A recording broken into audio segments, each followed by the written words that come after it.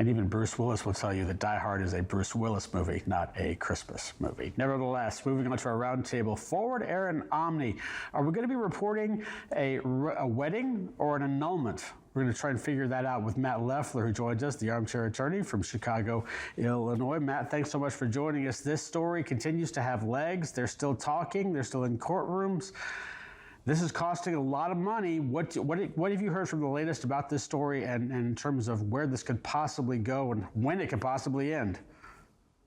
That's a great question, Bill. Thanks for having me. So we're still in the Delaware Chancery Court. 111 days ago, Omni and Forward Air entered into the merger agreement. And the question remains, will they actually enter? Will it be done or it's going to be stopped? And as of right now, we've seen the counterclaim from Forward Air explaining why they think Omni has breached the contract. And we've seen Omni's response. And so we're still stuck in Delaware and we'll have an answer probably sooner than later.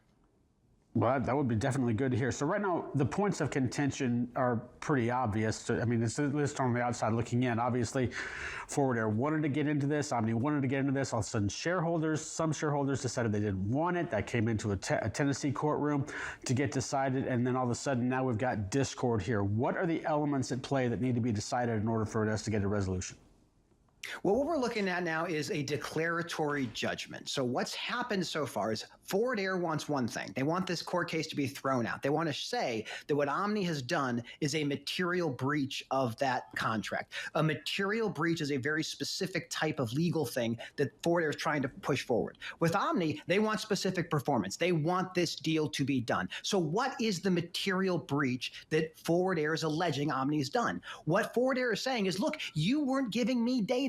You weren't telling me enough about your financial performance. When this deal was done, it was supposed to be closed October 2nd. Now, as you mentioned, that was stuck in the Tennessee court. They couldn't get it done then. But once that restraining order was removed, the deal was supposed to happen. But now Forward Air is backtracking. They're saying, look, you weren't giving us your financials in July. You weren't giving us financials in August. We didn't get the data. We even have records of Forward Air reaching out to the equity holders, the Ridgemont equity partners, saying, you need to provide us with financials. The question is failure to provide certain types of information a material breach of the contract? If it's a material breach, the deal is done.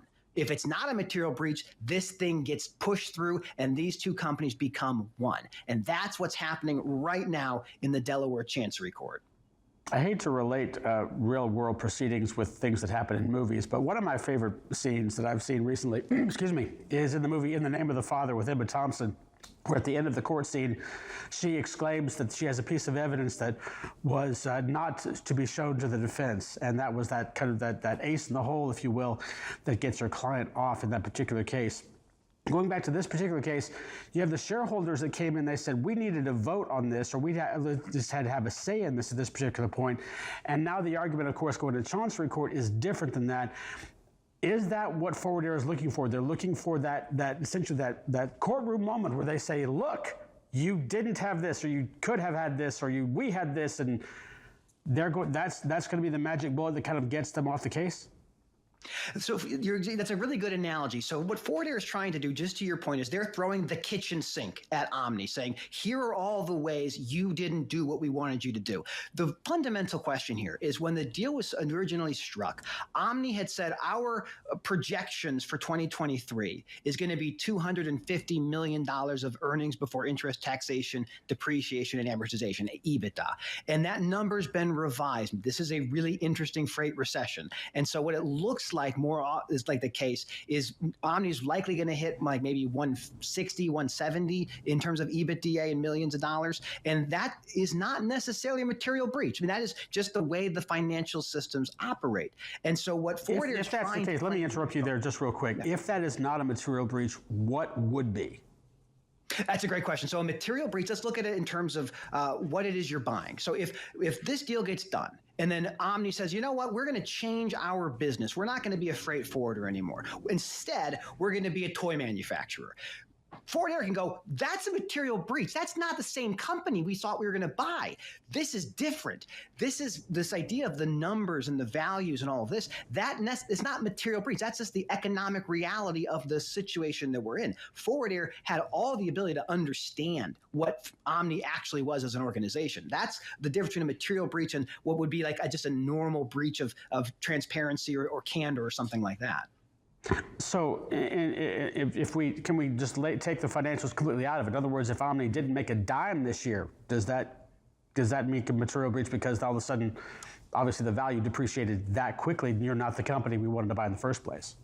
Yeah, and that would exactly right. So this is the same thing we saw with Twitter and with Elon Musk. Musk said it's not nearly as valuable as I thought it was going to be. Doesn't matter how valuable you think it's going to be. You made the deal. You did the actual contract negotiation. You knew what you were getting into. And more specifically, these parties, Omni and Ford, put into the contract specifically that the result of anything is a specific performance. That is the forcing of the merger. There's no breakup fee that we can see. So what happens for Omni is if they did nothing, if their numbers just tanked, that would not be a material breach. What Forward Air is claiming is the material breach isn't necessarily the numbers. They're saying the failure to provide information. When we asked you for something, you didn't get back to us. And that's what they're saying is a material breach. And that is the real question, is failure to provide the data in the structure that the person who wants that data is requesting, is failure to provide that materially breaching the contract. And my expectation in this case is it probably isn't a material breach. Now, there's a lot of emails that went back and forth saying, hey, you need to give us data. You have to provide this. But at the end of the day, that's just the nature of this negotiation. What Forward Air wanted to try to do is reopen the negotiation, get a different deal on the table. That's not possible. The deal is what the deal is. And it looks like Omni, from my perspective, was doing, they were maybe a little bit slow on providing information, but not to an extent where I would find this to be a material breach of the document. Now, Forward Air does claim that because they didn't get the data timely, it made getting the lenders lined up a little bit more difficult. But those lenders were lined up before the merger was entered into. So again, I don't think it's a very strong argument that's going to ultimately allow Forward Air to escape a deal that the market is now saying is a terrible deal for Forward, but a great deal for Omni. Is it to Forward's detriment that obviously when you have the shareholders come forward and they say, we don't want to have this to happen, it goes to the Tennessee court, gets denied, then does the allegation come up? You didn't give us data because now that looks like a reactionary step backward in terms of, okay, we didn't get this, now we're going to get this. Yeah, I think the way to look at this is Forward Air thought they could get a secret deal put together without having the shareholders of Forward Air vote on it. That was how it was structured. I shouldn't say secret, but it was a deal that the shareholders of Forward Air were not going to have a right to vote on. And that, when it was announced and those three shareholders sued to pause it, then the market got to react to the deal. And that's what Forward Air did not want to have happen. Once the market reacted to it, customers complained, then they said, okay, we don't want this to happen anymore. And what they're trying to do is find any way possible to escape the deal. And I just don't think there's a way to escape it at this point. So at this moment, who's under the most pressure in this case, not only to win it, but also to survive it, depending on how things end up past judgment?